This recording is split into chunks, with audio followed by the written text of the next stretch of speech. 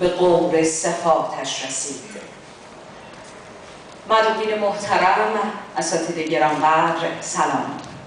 به همایش بهسازی لحظه‌ای که مطالعه موردی برج تهران است خوش آمدید.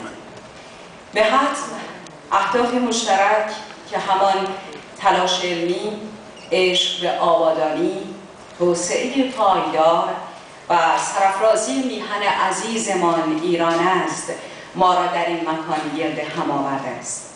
تا به سال سیمرغ عطار از جمله مرغانی باشیم که به جایگاه والای سیمرغ آرمانی دست یابیم، که این آرمان عاشقانه همان سوگند روز نخست است که میهنم ایران را لحظه‌ای از خاطر دور نداشته و حراست از فرهنگ، منابع مادی و معنوی آن و کوشش برای تأمین آبادانی این زمین زرخیز را سرلوحه کار خود قرار دهند.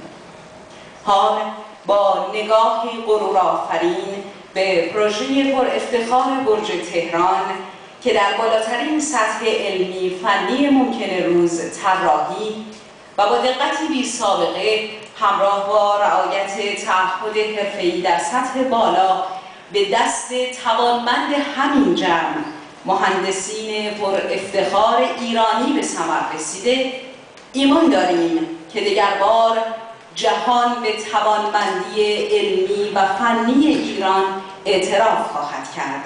این افتخار بر شما مبارک.